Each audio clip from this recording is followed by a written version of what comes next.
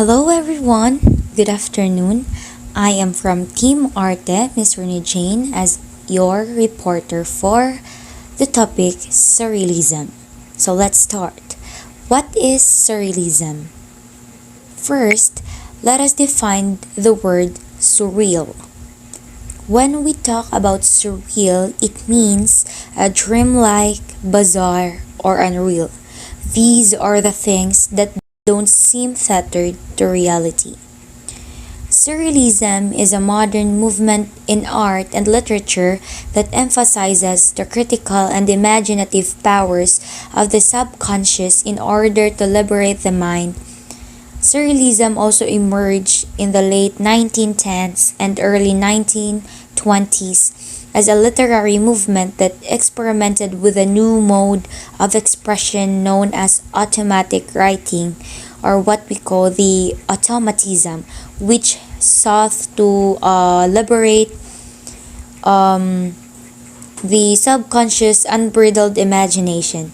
It is a cultural movement that emerged in Europe following the World War I, in which artists depicted unsettling illogical scenes and developed techniques to allow the unconscious mind to express itself. Surrealism art was distinct from other art movements in that it ventured into deeper aspects of human experience, daring to enter the realms previously unexplored by other artists in order to bring to light hidden aspects of what human unconscious. And surrealist art was a reaction to what its proponents saw as a dominating and destructive force in society and indeed in people's mind that was to blame for many of the social ills of that time. Surrealist artists used a variety of techniques to map the clockwork of their dreams and innermost imagining through cinema or through arts and literature, allowing their unconscious mind to take the center stage. So, in other words, when we say surrealism, it is an art movement which developed in New York in the aftermath of the World War I.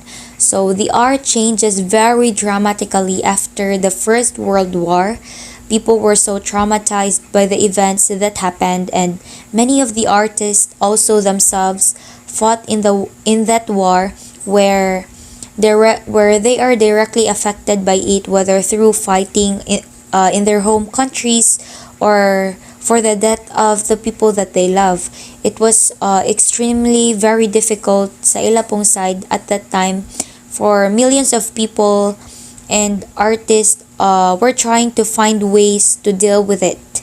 That extreme feeling of just depression and trying to kanang ma-figure out nila on how they can translate that into and artwork, and a lot of the movements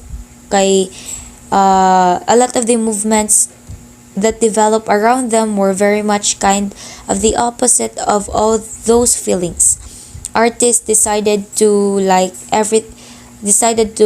think like everything is so heavy right now, so that makes art about nothing, that makes art completely meaningless. And so they really started to focus a lot of goofy they really started to focus a lot like goofy kind of crazy reactions to things.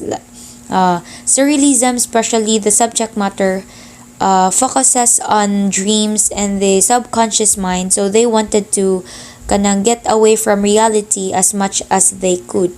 So I mentioned earlier about automatism.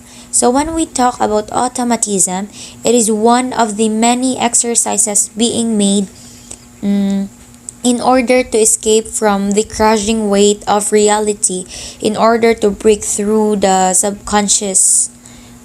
And automation, it is a kind of kanang improvisation of like jazz, coming without any plan, or like doing only mark without thinking. A lot of surrealist artists tried to create artworks nga nagbase out from that. So creating a stream of consciousness writing or automatic drawing where like you were just closed your eyes and draw, then you were able to turn things into an image. So those are kanang some things that kind of go with surrealism. Of all of these listed surrealist artists, we chose Rene Magritte. So let's talk about small background of Rene Magritte. Rene Magritte is a Belgian-born artist who was known for his work with surrealism as well as his thought in provoking images. After attending art school in Brussels, he worked in commercial advertising in order to support himself while nag-experiment siya sa iyang mga paintings. He was born on November 21, 1898 in Lissinas, Belgium and died on August 15, 1967 in Schaerbeek, Belgium. He was married to Georgette Berger. He took fine arts in Royal Academy of Brussels in 1916 to 1918. He was influenced by André Breton, Simon Freud, and Jacques Boynton. A lot of Rene Magritte's piece shows just like this generic man in a trench coat and bowler hat. He was just every working class a man on a certain station. Like he's like trying to define the line between individuality and group of association, just like trying to fit in but also being yourself. Those things that we dealt with. What Magritte's trying to say is to know that the representation is false and everything is fake when representing it into an art. Of all the pieces that Magritte's made, we chose this piece, which is entitled as The Lovers. We chose this image because it feels like it is a really great image nga i-relate na to sa atong current situation, which is our mask and our quarantine and everything, which really gave us a sense of isolation and separation from people.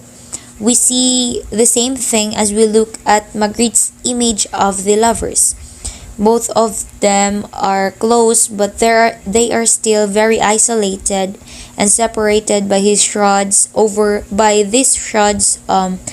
surrounded over their head, over their faces. Covered faces were really common motif in Magritte's arts. There are some speculation that much of it may have to do with his past trauma.